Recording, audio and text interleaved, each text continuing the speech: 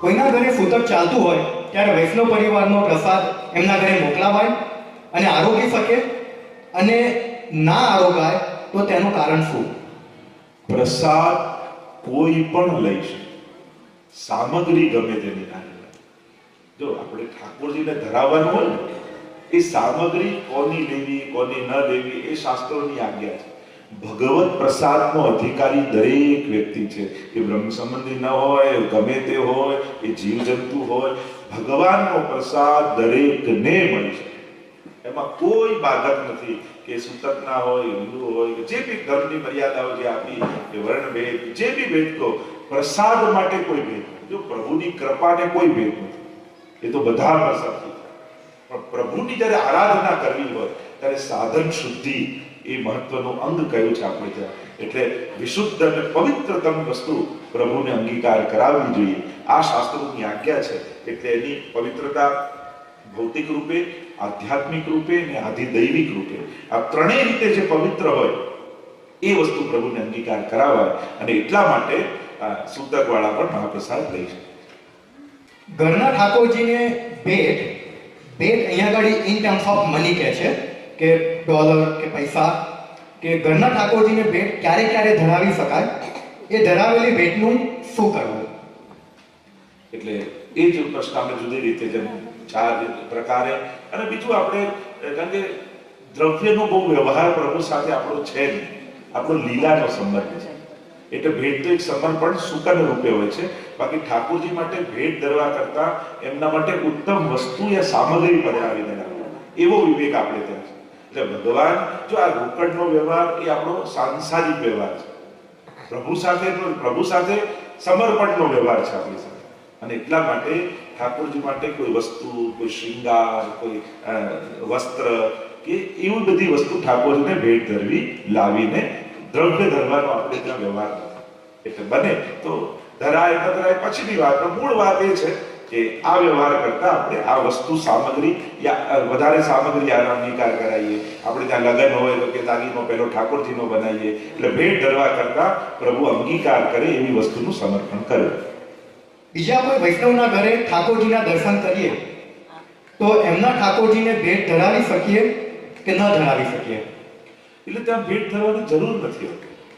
કેમ કે આપણે શું જ્યાં બી જાઓ વ્યવહાર તેમ માની ગયો ભેટ ધરવાથી ભક્તિ પહોંચે એવું નથી. આપણે દંડવત કરીએ, વંદન કરીએ, કારણ કે એના માથે વિરાજતા ઠાકોરજી છે. પણ જે વૈષ્ણવ જોડે આપણે એવો વ્યવહાર હોય કે જ્યારે અમે બહાર જઈએ તો એના ઠાકોરજી માટે આપણે પધરાવીને લાવ્યા ને એ પણ પધરાવીને લાવતો, એવા આત્મીય જનો હોય, કારણ કે આપણે આત્મીય જનોનું પણ સમર્પણ કરીએ છીએ. તો એવો વ્યવહાર જેની સાથે હોય, એ કોઈ વસ્તુ પધરાવીને લાવે તો આપણે પછી એના પ્રેમથી, કારણ કે આપણો સ્વજન છે, આપણા આપ્તજનો છે, એટલે આપણા આપ્તજનો એ પ્રભુના આપણા આપ્તજનો થાય. અને એટલા માટે એ વસ્તુ એ રીતે આપણે અંગીકાર કરાવી શકીએ. પણ સીધો ભેટ કરવાનો એ પ્રકાર બહુ પુષ્ટિ માર્ગમાં છે. શ્રી ગિરિરાજ અભિષેક કરીએ, શ્રી ગિરિરાજ અભિષેક મંત્રનું મહત્વ શું છે અને મંત્ર કયો છે? એટલે અભિષેકનો મંત્ર આપણે ત્યાં તો પુરુષ સૂક્ત જે કરતા હોઈએ છીએ, હરિ ઓમ શશી રેખા પુરખા જે વેદ મંત્ર છે, અને પ્રભુનો જે ત્યાંથી અભિષેક થતો હોય એ જ અભિષેકનો મંત્ર છે. ગિરિરાજજીનો મંત્ર જુદો છે, અભિષેકનો મંત્ર નથી.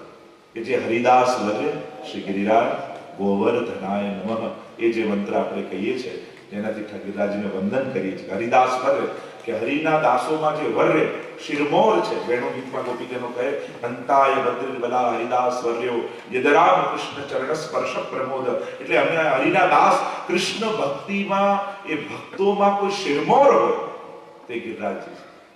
તો એમને હરિદાસ વર્ય શ્રી ગિરિરાજ, ગિરિના રાજા ગોવર્ધનાય નમઃ, એવા ગોવર્ધન કરનારા ને વંદન કરી. આ મંત્ર પણ એ અભિષેકનો મંત્ર નથી. અભિષેક સમયે જો આપણે પુષ્ટિ માર્ગી હોઈએ તો બળે નકો આગે દે ગિરધર શ્રી ગોવર્ધન પૂજન આવત, જે ગોવર્ધન પૂજાનું કીર્તન છે એ જ બોલતા હોઈએ છીએ આપણે. જે વેદ મંત્ર છે એમ જ આપણે ત્યાં અષ્ટ છાપ હે હમારે વેદ. તમને મંત્ર ના આવડે તો અષ્ટ છાપ ભગવદીઓની વાણી ગાઓ, તે વેદ મંત્ર બરાબર જ માનો. અને એટલા માટે એ સમયનું કીર્તન ગાવું ગોવર્ધન પૂજાનું, અને ગોવર્ધન પૂજા આજે પણ તમે બ્રજમાં જાઓ ને જતીપુરામાં, તો ત્યાં જ્યારે ગોવર્ધન પૂજા કરાવતા તો બ્રજવાસી કે બળે ને ગો આગે દે ગિરધર ગોવર્ધન પૂજન આવત, એ ગોવર્ધન પૂજાનું કીર્તન જ ગાતા. સૂતક બાદના 16 દિવસ સુધી ઘરમાં ગીતા પાઠ, હસ્તાક્ષર મંત્ર, ભજન થઈ શકે કે નહીં? એટલે 16 દિવસ એટલે એમ તો કહેવાય જેમ બ્રાહ્મણ ક્ષત્રિય બધાને જુદું જુદું સૂતક હોય છે. જેમ યુવાના હોય તો ક્ષત્રિયમાં આવે તો એમને 12 રાત્રિ 13 દિવસનું હોય, તો એ વણિક હોય તો એમને 16 દિવસ કર્મા દિવસ શુદ્ધ થાય, બ્રાહ્મણ હોય તો 10 દિવસનું. એટલે બધાને 16 દિવસનું એવું નથી હોતું. કરેક્શન એ બી વિચારી લેવું જેનું જે રીતે સૂતક લાગતું હોય. બને તો મંત્ર જાપ મોટેથી નથી થતો, એ વખતે બને તો ધૂન ગાવાની, કારણ કે આપણે ત્યાં સ્તોત્ર પાઠ આ બધા છે ને સ્વરૂપાત્મક માન્યા છે. તો ગીતા પાઠનું વિધાન કરી શકાય કે ચલો એના ભાવાર્થ આદિનું કરે તો બી વાંધો નથી, પણ મંત્ર જાપ એ સમય ઉચ્ચારણ સાથે નથી થતો. એ સમય બને તો ધૂન ગાવી ભગવત નામ, ગિરિરાજ ધરણ સુધી તમારે શરણ, એવા પ્રકારની ભગવાનના નામની જે ધૂન હોય એ ગવાય. મંત્ર જે હોય, મંત્રની એક મર્યાદા હોય છે, એનો એક નિયમ હોય છે. એટલે મંત્રનું ઉચ્ચારણ એ સમય આપણે નથી કરતા, એટલે ધૂન ગાવાનો ક્રમ રાખવો. ભગવાન માટેનું અલગ કરેલું દ્રવ્ય ક્યાં ક્યાં વપરાય? એટલે ઠાકોરજી નિમિત્તે તેમાં બે વસ્તુ છે, એક પ્રભુના માટે અને એક પ્રભુને. એટલે કયું કાઢી, એક પ્રભુના ભેટ રૂપ હોય અને એક ઠાકોરજી માટે હોય કે ઠાકોરજી માટે વાપરે છે. તો પ્રભુ માટે વિચાર કર્યો હોય તેનાથી સામગ્રી લવાય, મનોરથ કરાય, ગાયમાં વપરાય, ભેટ બી ગાયમાં સેવામાં વાપરી શકાય. એટલે ફરક એ છે કે પ્રભુ માટે છે કે પ્રભુનું છે. પ્રભુને ધરી દીધું હોય તો ઠાકોરજીનું થઈ જાય, એ બને તો ગાયમાં આપી દો, અને અથવા મંદિરમાં ગોલકમાં આદિ પધરાવી દઈએ. અને ઠાકોરજી નિમિત્તે કાઢી રાખ્યું હોય તો પ્રભુ નિમિત્તે કોઈ પણ કાર્યમાં એનો વિનિયોગ કરવો, સામગ્રી, શૃંગાર, વસ્ત્ર, સજાવટ, મનોરથ આદિમાં પ્રભુ નિમિત્તે હોય તો એ નિમિત્તે એનો વિનિયોગ કરવો. 84 લાખ યોનિ વિશે સમજાવશો, અને 84 થી વધારે કે ઓછા કેમ નહીં? આપણે ત્યાં ભક્તિ માર્ગનું પણ એક અંક ગણિત છે. જેમ ઘણા અંક નથી, આપણે 11, 56, 84, 108, તો ભક્તિ માર્ગનો એક પ્રકારનો અંક ગણિત છે. એટલે આ તો 84 કેમ, લક્ષ યોનિ તેને કહેવામાં આવી કે ભગવાને આવી 84 લાખ યોનિ પ્રગટ કરી છે એમ કહ્યું. એટલે પ્રભુનું સર્જન જ 84 લાખનું છે, અને એટલા માટે એનું રીઝન એ ભગવદ ઈચ્છા કહેવાય. ઠાકોરજીની ઈચ્છાથી 84 લાખ યોનિઓ થઈ. એની પાછળ ભાવના આપણે બાકી બધાનો વિચાર કરી શકાય કે આ કેમ 56, કેમ 84, એની ઘણી બધી ભાવના થાય, પણ આ કેમ પ્રગટ થઈ તો ભગવદ ઈચ્છાથી 84 લાખ યોનિઓ થઈ. એનું આ જ એકમાત્ર કારણ બીજું, કારણ કે અમુક કાર્યો ભગવદ ઈચ્છાથી થાય. કોઈ કે ગોળક પૃથ્વી કેમ બનાવી, ચોરસ કેમ ના બનાવી, યા પછી આ કેમ, આ બધું ભગવદ ઈચ્છા. એનો અંત એ શબ્દનો, એ વાક્યનો જવાબ એમ કે ઠાકોરજીની ઈચ્છા એટલાની આવા પ્રકારનું સર્જન કરવાની હતી, એટલે આ રીતે સર્જન કર્યું. એટલે ભગવદ ઈચ્છાથી 84 લાખ યોનિ. ઉઠાવેલ ઠાકોરજી હોય અને બહાર ગામ જવાનું થાય, અને કોઈને ત્યાં ઠાકોરજી પધરાવી ન શકતા હોય કે સાથે પણ પધરાવી ન શકાય, તો શું કરવું? તો એવું જ્યારે પ્રશ્ન હોય તો વ્યક્તિગત વલ્લભપુરને મળીને પૂછો. આવું જ્યારે બી હોય ત્યારે કોઈ વલ્લભપુર બિરાજતા હોય તેમને વ્યક્તિગત વાત કરવી, તે તમને સરસ રસ્તો કાઢીને બતાવશે એ સમય. પૂનવારાનું મનોરથ કેમ વલ્લભપુર હોય ત્યારે જ થાય છે? આપણે ત્યાં બે મનોરથ એવા છે કે જ્યારે વલ્લભપુર બિરાજતા હોય ત્યારે જ કરાય. જેમ 56 ભોગ અને પૂનવારા, આ બે મનોરથ વલ્લભપુર વગર નથી થતા. એવું પરંપરા આપણી ભાવનાની પ્રણાલિકા છે, કારણ કે આ બંને મનોરથો સ્વામીજી પ્રધાન છે, અને આપણે ત્યાં સ્વામીજી રૂપ શ્રી વલ્લભને માન્યા છે, વલ્લભ કુલને માન્યા છે. અને એટલા માટે સ્વામીજી પ્રધાન મનોરથ હોવાને કારણે વલ્લભ કુલ ભોગ ધરે ત્યારે જ એ મનોરથ સિદ્ધ થતો હોય છે. એવું આપણે ત્યાં ભાવ પ્રકાશ છે, અને એટલા માટે સ્વામીજી રૂપ વલ્લભને માની એમની હાજરીમાં આ મનોરથ ગોપીજનો વૈષ્ણવતો કરે છે. પુષ્ટિ માર્ગમાં મંગલાચરણનું શું મહત્વ છે, અને એ શા માટે કરવું જોઈએ? મંગલાચરણ આખા હિન્દુ ધર્મમાં એનું મહત્વ છે, પણ આપણું મંગલાચરણ જેમ આપણે કહીએ, ખરેખર મંગલાચરણ જે આપણે બોલીએ છીએ એ કોઈ ગ્રંથ નથી. એ જુદા જુદા ગ્રંથોમાં આચાર્યો જ્યારે ટીકા લખી ત્યારે એ મંગલાચરણના જુદા જુદા શ્લોકો લખેલા છે. જેમ ચિંતા સંતાન હંતારો આ બધા શ્લોક છે ને, તો એ નવરત્નની ટીકાના મંગલાચરણ છે, ગુસાઈજીએ લખેલા. યદનુગ્રહતો જંતુ સર્વદુઃખાતિગો ભવે તમહમ સર્વદા વંદે શ્રીમદ વલ્લભ નંદનમ. તો આ તો ગોપીનાથજી માટે ગુસાઈજી લખ્યું છે. તો એ ગુજરાત પછી નમામિ હૃદય શેષે કે આ બધા છે એ બધા સુબોધનીજીના દસમસ્કંદના ચતુર્ભિજ એના મંગલાચરણ છે. પણ કોઈ પ્રાચીન આચાર્ય આ બધા શ્લોકોનું સંકલન કરી અને એક મંગલાચરણનો પ્રારંભ કર્યો તો પરંપરાથી હવે એ મંગલાચરણ રૂપે ઓળખાવા લાગ્યું. તો એમ જોવા જાવ તો એક એક શ્લોકનું મહત્વ બતાવી શકાય. સૌથી પહેલો શ્લોક જ્યારે બોલતા હો ત્યારે મહાપ્રભુજીનું સ્મરણ કરો. કારણ ચિંતા સંતાન હંતારો યત પાદાંબુજરેણ, જેના ચરણની રજના સ્મરણ માત્રથી સમગ્ર ચિંતા સંતાન એટલે ચિંતાની પરંપરાઓ વણાઈ જાય છે. એવા મારા શ્રી વલ્લભને હું વંદન કરું છું. એટલે પહેલો શ્લોક જ્યારે બોલો ત્યારે મહાપ્રભુજીને યાદ કરો. કારણ કે મંગલાચરણ ક્યારે આપણું છે? જો આપણે ત્યાં શાસ્ત્રોમાં એવો વિધાન છે, બે કારણથી મંગલાચરણ કરવામાં આવે. એક, જે કરવા જઈ રહ્યા છીએ એમાં કોઈ વિઘ્ન ના આવે, અને આ કરીને જે પામવા જઈએ છીએ એ ફળમાં કોઈ વિઘ્ન ના આવે. એને કારણે કોઈ પણ શાસ્ત્ર, કોઈ પણ ગ્રંથ, કોઈ પણ સત્કાર્ય કરો એના પહેલા મંગલાચરણ કરવામાં આવે. મંગલાચરણ એટલે પ્રભુનું સ્મરણ કરવામાં આવે. શાસ્ત્રોમાં સંસ્કૃત સાહિત્યમાં 3 પ્રકારના મંગલાચરણ કયા છે: નમસ્કારાત્મક, આશીર્વાદાત્મક અને વસ્તુ નિર્દેશાત્મક. સંસ્કૃત સાહિત્યનો પરિચય આપું તો આ 3 પ્રકારના 3 ટાઈપના મંગલાચરણ દરેક શાસ્ત્રોમાં હોય. ક્યાંક નમસ્કારાત્મક હોય કે હું આપને વંદન કરું છું, નમામિ યમુનામ, મંગલાચરણ કહેવાય. યા નમામિ હૃદય છે મંગલાચરણ નમન કર્યું.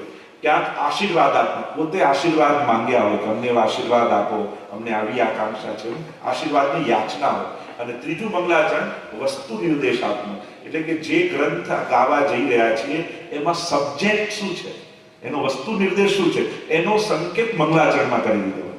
તો આ 3 ટાઈપના મંગલાચરણ. પણ મંગલાચરણ એટલા માટે કે તમે જે કરવા જાઓ છો, તમારી ભક્તિ હોય, સત્કાર્ય હોય, લૌકિક કાર્ય હોય, એટલે કે સૌથી પહેલા પ્રભુને વંદન કરવા એ આપણું મંગલાચરણ. પ્રભુને યાદ, મંગલમ ભગવાન વિષ્ણુ મંગલમ ગરુડધ્વજ. ત્યાં કીર્તન સાહિત્યનો ઉલ્લેખ કરું તો મંગલ રૂપ નિધાન સામરો, મંગલ રૂપ નિધાન. મંગલના નિધિ પરમાત્મા છે. અને શાસ્ત્ર એમ કહે છે કોઈ પણ કામ કરતા પહેલા ભગવાનને યાદ કરો તો તમારું બધું જ મંગલ થાય. તો એને કહેવાય મંગલાચરણ. પહેલા પ્રભુને યાદ કરવા, જેથી જે કરો છો એમાં કોઈ વિઘ્ન ના આવે, અને એ કરીને જે પ્રાપ્ત કરવા ઈચ્છો છો એ પ્રાપ્તિમાં કોઈ વિઘ્ન ના આવે, એટલા માટે મંગલાચરણ. ડોનેશન ધાર્મિક સંસ્થામાં થઈ શકે તો મને જે ક્વેશ્ચન આવ્યો છે, હું એવું માનું છું કે આપણા વૈષ્ણવ પંથ સિવાય બીજી કોઈ ધાર્મિક સંસ્થા હોય એમાં ડોનેશન થઈ શકે કે ના થઈ શકે? એટલે મૂળ વાત તમારા સમર્પણની, શ્રદ્ધાની અને નિષ્ઠાની. જેમ તમે બ્રહ્મ સંબંધ લીધું એટલે ઠાકોરજીને તમે સમર્પિત થયા કે તન મન ધન મારું પ્રભુનું છે. એટલે હવે પ્રભુને કેન્દ્રિત કરીએ તો આપણે ઘણી બધી જગ્યાએ હવે ઘણીવાર વ્યવહારથી આપતા હોઈએ, ખાલી ધર્મ ઓછો નડે, શરમ વધારે નડે કે આ કહેવાયા છે, નહીં આપ્યું તો એમને ખોટું લાગશે. તો આપણી કારણ કે જો શરણાગતિ અને નિષ્ઠા છે ને, દરેકની જુદી જુદી હોય છે. કે તમારી પ્રભુ પ્રત્યે તમારી નિષ્ઠા કેટલી છે, અનન્યતા કેટલી છે, શ્રદ્ધા કેટલી છે, આમાં ખોટું કોઈ ના હોય છે. પણ તમારી નિષ્ઠા, તમારી અનન્યતા એ તમારા ઉપર છે. કર્યું એમાં કોઈ ખોટું નથી હોતું, નથી કર્યું એમાં કોઈ ખોટું નથી હોતું, પણ દરેકની નિષ્ઠા અને અનન્યતા પર છે. એટલે આ તમારા કરનારા ઉપર છે કે એનું તન, એનું મન, એનું ધન એને ક્યાં લગાવવું. કારણ કે જે રીતે તમારી શ્રદ્ધા જાય એ પ્રમાણે શ્રદ્ધાને દિશા મળે છે. શ્રીનાથજી બાવા મલ્લકચ્છ ટીપારા એ શ્રીકાર ધારણ કરે છે, તેનું મહત્વ શું છે? તેની પાછળ કોઈ વાર્તા છે? મહેરબાની કરીને ટૂંકમાં જણાવશો. અને આ શૃંગાર ક્યારે ધરાવા? એટલે મલ્લકાશ ટીપારાનો રીઝનના ઓની ભાવના હોય, ઉષ્ણકાલમાં અને ઘણીવાર એનું આવતા હોય છે. પણ એ બહુ ભાવનાનો વિષય છે, એટલે જાહેરમાં ચર્ચા ન કરી. વ્યક્તિગત મળશો ત્યારે હું એને સમજાવીશ. કારણ કે આપણે ત્યાં 2 પક્ષ, એક સિદ્ધાંત પક્ષ, એક ભાવના. તો ભાવના એવી છે કે જ્યારે આપણો અધિકાર આપણે ધીમે ધીમે સંપાદિત કરીએ ત્યારે એ ભાવનાની ચર્ચા થાય. તો આપણે ત્યાં રીઝન નથી, પણ ઉષ્ણકાળમાં તમને એ ખ્યાલ છે મલ્લકાશ કેવું હોય કે જેમ આમ કરીને ધર્યું, ઉષ્ણકાળમાં નાના બાળક પહેરે એવા પ્રકારનું એક વસ્ત્ર હોય છે, અને એની ઉપર મસ્તક પર ટીપારાનો શૃંગાર આવતો હોય છે. અને ટીપારાની આખી ભાવના છે, બહુ ભાવાત્મક હોય, એટલે જાહેરમાં નથી કહેતા. પણ આ પ્રભુના એક પ્રકારના વસ્ત્ર છે જે ઉષ્ણકાળમાં વિશેષ રૂપે પ્રભુ ધરતા હોય છે. તિલક હાથ પર થાય છે, છાતી પર થાય છે અને કપાળ પર થાય છે. તો એવું થાય છે અને તેનું મહત્વ કે કારણ શું છે? એટલે એમ તિલક તો બારે અંગમાં કરવાનું હોય, શાસ્ત્ર તો એવી આજ્ઞા કરે છે. તો બારે અંગમાં તિલક થતું હોય, એના કોઈ વિધાન હોય છે, પ્રકાર હોય છે. તો આપણે ત્યાં દેવો ભૂતવા દેવમ જે આપણા બારે બાર અંગમાં પરમાત્માનું સ્થાપન કરવામાં આવે તિલક કરી. તિલક જ નહીં, શંખ ચક્ર ગદા પદ્મ એવી મુદ્રાએ ધરાવવામાં આવે. કારણ કે 12 અંગ આપણે ત્યાં માનવામાં આવ્યા છે પરમાત્માના અને જીવના. અને એટલા માટે તેમ 108 બી આપણે કહીએ એમના ઉદા ભક્તિ છે અને 12 અંગ છે. એટલે 12 નવા 108. એટલે સર્વાંગની આપણી ભક્તિ, સર્વાંગમાં નવધા ભક્તિ આપણે સિદ્ધ થાય. એટલે 108 મણકા અને 108 નામ ને હોય છે. અને સર્વાંગ ભક્તિ પણ ભગવાનના 12 અંગ અને નવધા ભક્તિ. તો તિલક પણ બારે બાર અંગમાં કરવું, જેથી દરેક અંગમાં પરમાત્માનું સ્થાપન કરીએ, જેથી આપણું શરીરનું દરેક અંગ ભગવાનની ભક્તિમાં એનો પ્રયોગ થાય, એની લૌકિકતાનો નાશ થાય, એને અલૌકિક બનાવવાનો આ પ્રકાર છે. અને લૌકિક દેહથી અલૌકિક પરમાત્માની ભક્તિ થઈ શકતી નથી. એટલે સૌથી પહેલા આપણે આ ચરણામૃત લઈએ, કંઠી ધારણ કરીએ, તિલક કરીએ. ખરેખર તો એ પાંચે તત્વોની શુદ્ધિ કરીએ. પૃથ્વી, જળ, તેજ, વાયુ, આકાશ આની શુદ્ધિ કરવામાં આવે. એટલે કે આ પંચ તત્વ શુદ્ધ થયા, એમાંથી લૌકિકતાનો નાશ થયો, અલૌકિકતાનું સ્થાપન થયું. હવે આપણો દેહ ભગવત સ્પર્શનો અધિકારી થયો, હવે આપણો દેહ સેવાનો અધિકારી થયો. એટલે આ દેહની લૌકિકતાનો નાશ કરી અલૌકિકતા સંપાદિત કરવા માટે આ સ્થાપન કરવામાં આવે છે. પાળતું પ્રાણી પેટ્સ કેમ ઘરમાં રાખી શકાય નહીં? એટલે પાલતુ શું રાખ્યું છે? જેમાં આપણે શ્વાન રાખતા હોય કે બિલાડી રાખતા, જુદા જુદા પ્રકાર છે. આપણે ત્યાં જુદી જુદી માન્યતાઓ અને જુદી જુદી પ્રકાર છે. એટલે વ્યક્તિગત નિષ્ઠા ઉપર આવે. કારણ કે અમુકને યમના વાહન કયા છે, એટલે શુકન શાસ્ત્ર જે માનતા હોય એના પર બધું છે. એટલે મૂળ વાત છે કે તમે શાસ્ત્રોની આજ્ઞા કેટલી સ્વીકારો છો. કોઈ ઘણીવાર નોન વેજીટેરિયન પ્રાણી હોય કે હોય, અને ઘણા બધા કારણ હોય છે. રાખી શકાય નહીં એવું તો ના કહેવાય, પણ રાખીએ તો કેવું રાખવું જોઈએ, કઈ રીતે રાખવું જોઈએ, એની ચર્ચા કરી શકાય. કારણ કે આપણે ત્યાં તો અનેક જગ્યાએ અનેક પ્રકારની ઉલટાના ઘણી વાર પ્રાચીન આચાર્ય તો ઘણા બધા પશુ પક્ષી આદિની સુરક્ષા કરતા ગૌશાળા આદિ રાખીએ છીએ, મદદ કરીએ છીએ. પણ જ્યારે ઘરમાં રાખવાની વાત આવે અને જે સંપૂર્ણ વૈષ્ણવી જીવન જીવતા હોય, અમુક વસ્તુ ગ્રહણ કરતા હોય, અમુક વસ્તુ ન ગ્રહણ કરતા હોય, હવે એને પરાણે મારી મછલીને વૈષ્ણવ બનાવવો અને એ ખાતો હોય નહીં ખવડાવવું, અને કારણ કે આપણા ઘરમાં છે એમ કરીને એનું દમન કરવું, એના કરતા ન રાખવું સારું. કોઈને પણ બંધનમાં રાખવાનો વિચાર શા માટે? ઘણીવાર એમ થાય કે સગાવાલા જોડે ન ફાવતું હોય, પણ આખો દિવસ એને સાચવવામાં કાઢતો, તો એ જે ભગવાને આપ્યા છે એને સાચવી લઈએ, એને પ્રેમ હું આપી લઈએ તોય ઘણું છે. સૌથી પહેલા પાળવાનો કોન્સેપ્ટ સાચો છે કે નહીં એના ઉપર ચર્ચા થવી જોઈએ. કે તમારો પ્રેમ એ કોઈના બંધનનું કારણ તો નથી બનતો ને, એનો વિચાર. આપણે બોલે ના ના અમારે તો બહુ સારો વિચારો, ક્યાંય કઈ ના ખાય, એને તે ખાવું જ છે, એ તો પ્રાણી જ છે, એ રીતે બન્યો છે.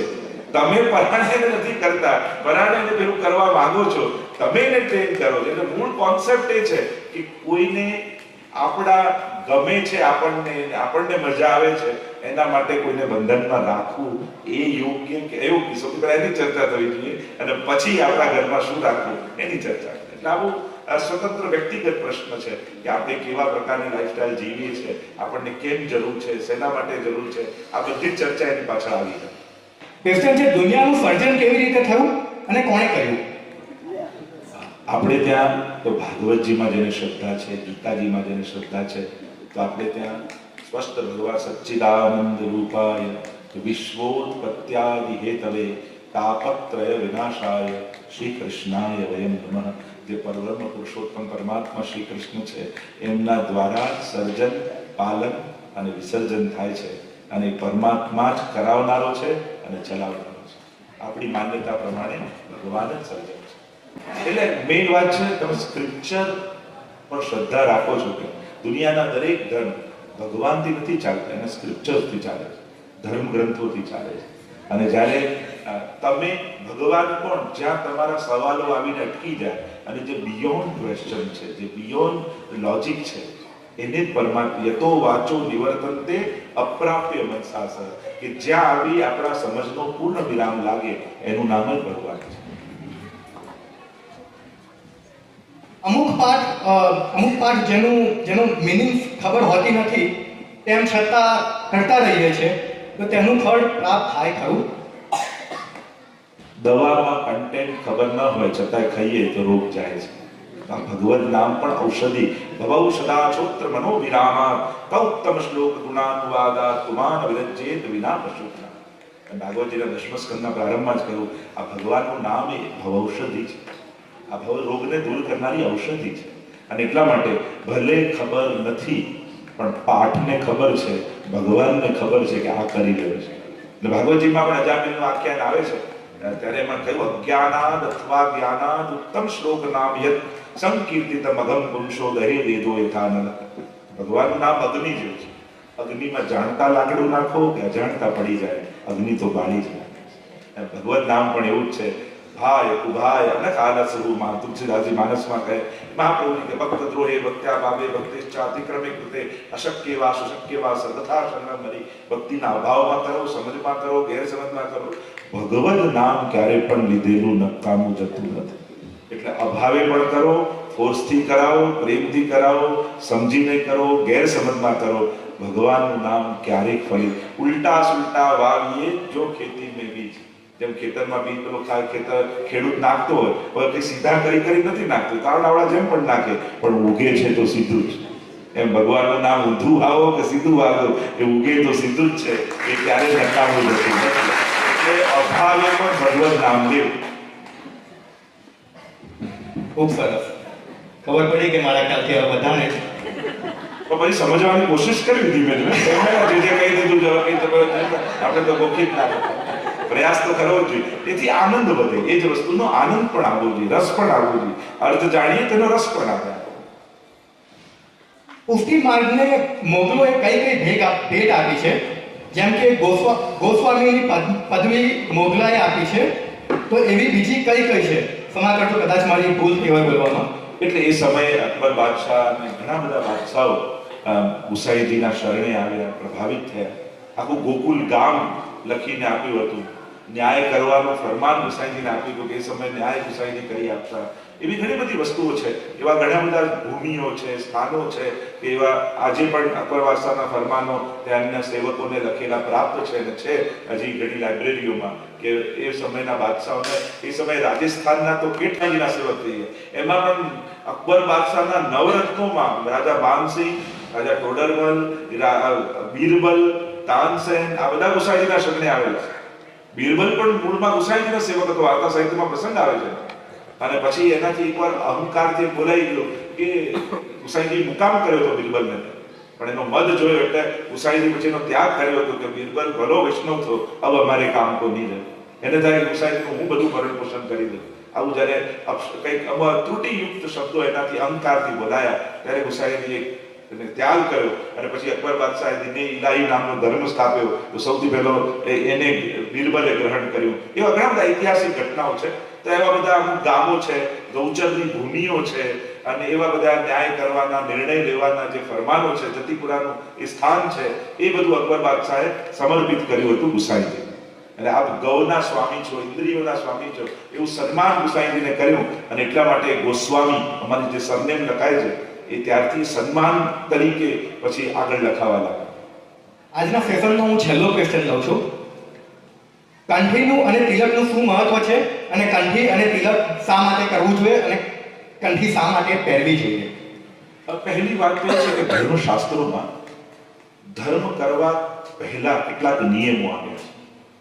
અને એ નિયમો દ્વારા જ્યારે જીવની દેહ શુદ્ધિ, સાધન શુદ્ધિ, ભાવ શુદ્ધિ કરી અને પછી પરમાત્મા તરફ જવાનું વિધાન છે.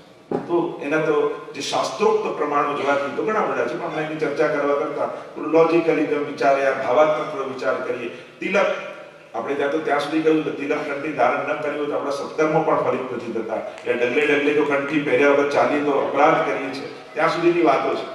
તિલક એ ઠાકોરજીનું ચરણારવિંદ છે. અને ચરણારવિંદમાં જે 16 ચિહ્નો માનવામાં આવે છે. હવે એનો તો ઘણો વિસ્તાર થશે કે એક ચિહ્ન કયું ફળ આપે છે. એની આખી ચર્ચા છે. ચરણ ચિહ્નની ભાવના શ્રી હરિરાયજી મહાપ્રભુજીએ લખી છે કે પ્રભુના ચરણમાં જે 16 ચિહ્નો છે, જેમ અંકુશનું ચિહ્ન છે, તોરણનું ચિહ્ન છે, સાથિયાનું ચિહ્ન છે, યવનું ચિહ્ન છે, એવા ઘણા બધા ચિહ્નોની ચર્ચા છે અને એના પોતાના ફળ કયા છે. તો એ ઘણો લાંબો એનો ઉત્તર થશે, પણ એ તિલક ધારણ કરવાથી ભગવાનના ચરણોમાં રહેલા 16 ચિહ્નો તમને અલૌકિક અને આધિદૈવિક ફળ આપે છે. અને એટલા માટે જેમ પગ કોઈનો અહીંયા મૂકીએ તો કેવું ચિહ્ન થઈ જાય કે આ ઠાકોરજીનું ચરણારવિંદ છે. આ તિલકની ભાવના. કંઠી આપણે ત્યાં શાસ્ત્રોમાં દીક્ષિત થયેલા એ મંગલસૂત્ર રૂપ માનવામાં આવે, સમર્પણનું સૂચક માનવામાં આવે છે. અને કંઠી એટલે કહીએ છે કંઠી, જો હાથમાં નથી પહેરતા, માથે નથી પહેરતા, પગમાં નથી પહેરતા, કારણ કે આપણું શરીર 2 ભાગમાં વહેંચાયેલું છે, મસ્તક અને ધડ. મસ્તકમાં જ્ઞાન છે અને ધડમાં કર્મ છે, અને એને જોડે છે આ કંઠ, ગળું. અને એટલે જ કંઠી ધારણ કરવામાં કે આપણું જ્ઞાન અને આપણું કર્મ એ ભક્તિમય રહે, એટલા માટે ગળામાં કંઠી ધારણ કરવામાં. અને એટલા માટે એને કંઠી કહેવાય છે કે આપણા કર્મ અને જ્ઞાન બંનેને જોડીને ભક્તિમય રાખી શકે. અને એટલા માટે આ કંઠીને ધારણ કરવી જોઈએ. કારણ કે જેમ બ્રાહ્મણ વેદના અધિકારને કારણે જનોઈ ધારણ કરે છે, એમ ભક્તિ કરવાના અધિકાર પ્રાપ્તિને કારણે આપણે કંઠીને ધારણ કરીએ છીએ. કારણ કે આ તુલસીજી પ્રભુને પરમ પ્રિય છે, સ્વામીજી રૂપ છે. અને જ્યારે આ પંચ ભૌતિક દેહને તુલસીજીનો સ્પર્શ થાય છે, ત્યારે આ દેહ જે સેવા કરે છે એ ઠાકોરજીને સ્વામીજી જો સેવા કરતા હોય એવું સુખ પ્રભુને મળે છે. એટલા માટે તુલસીની કંઠી આપણે